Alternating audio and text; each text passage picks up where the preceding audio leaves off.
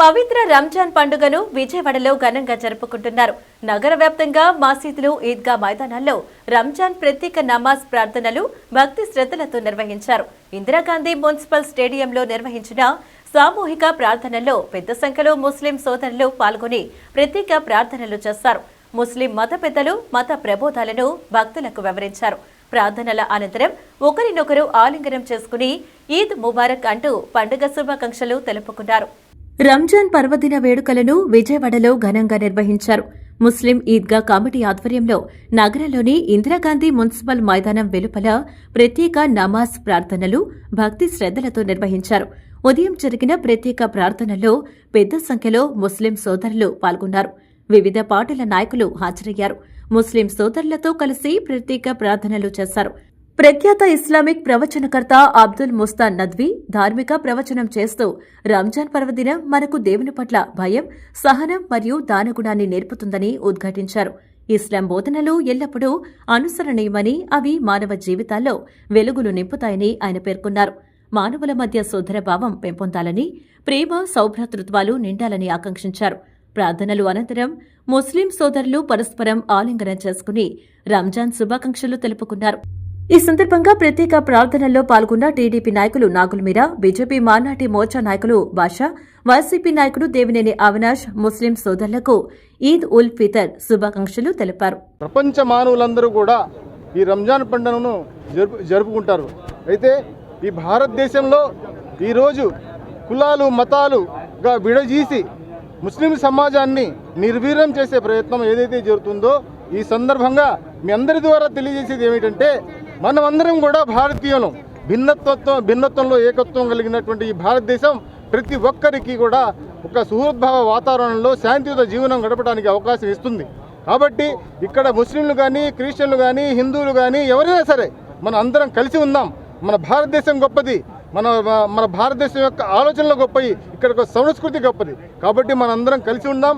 ఈ సందర్భంగా రంజాన్ సందర్భంగా కూడా ఈ దాన గుణం, సహన గుణం నేర్పుతుంది, సోదర భావాన్ని పెంపొందించమని చెప్తుంది. కాబట్టి ఈ రంజాన్ సందర్భంగా ప్రతి ఒక్కరి కోరేది ఏంటంటే, మనందరం కలిసి భారతదేశాన్ని ఒక మంచి ఉన్నతమైన దేశంగా తీర్చిదిద్దామని కృషి చేయాలని కోరుతున్నాను.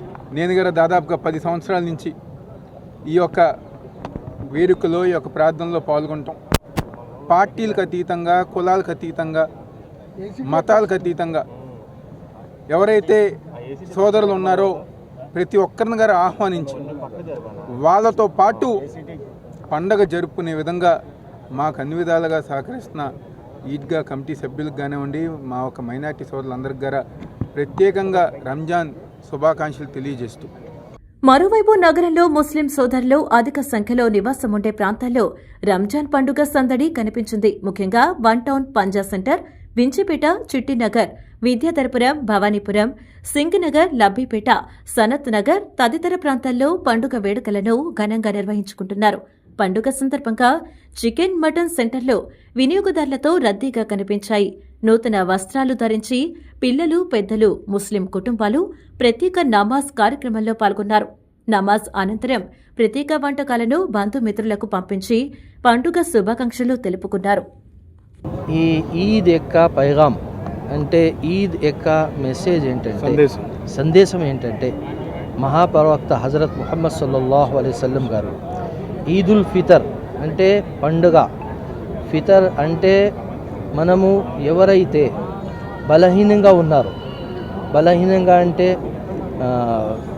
పేదలు దాన ధర్మాలు చేసి వాళ్ళకు కూడా మనతో పాటుగా మనము ఈద్ యొక్క ఖుషీలో వాళ్ళని కూడా మన భాగస్వామ్యం చేసుకోవాలి, వాళ్ళని కూడా పాల్గొనేటట్లు చేయాలి.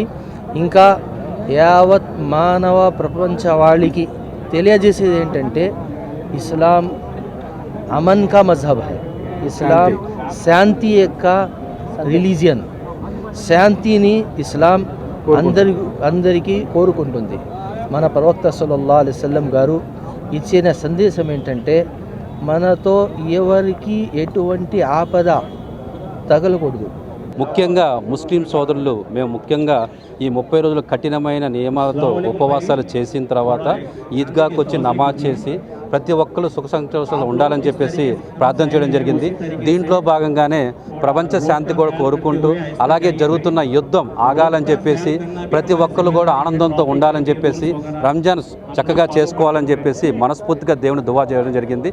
ఈ రంజాన్ ప్రతి ఒక్కరి ఇంట్లో కూడా సంతోషాలు పంచాలని చెప్పేసి పార్టీలకి అతీతంగా అలాగే కులాలకు అతీతంగా హిందూ ముస్లిం బాయిబాని నివాదంతో ముందుకెళ్లాలని చెప్పేసి ఇది రంజాన్ ఒక ముస్లింకి సంబంధించింది కాదు, ప్రపంచంలో ఉన్న అందరికీ సంబంధించింది. రంజాన్ నెలలో ముస్లిం అని హిందూ అని ఇటువంటి తేడా లేకుండా ప్రతి ఒక్కరు మంచిగా ఉండాలని చెప్పేసి ప్రతి ఒక్కరు ఇంట్లో కూడా శాంతి సౌభాగ్యాలు ఉండాలని చెప్పేసి ఆ దువ్వాన్ని ప్రార్థించడం జరుగుతుంది. ఈ రంజాన్ సందర్భంగా ప్రతి ఒక్కరు కూడా సుఖ సంతోషంతో ఉండాలని చెప్పి మనస్ఫూర్తిగా కోరుకుంటూ ఈరోజు మళ్ళొకసారి రంజాన్ శుభాకాంక్షలు తెలియజేస్తున్నాం.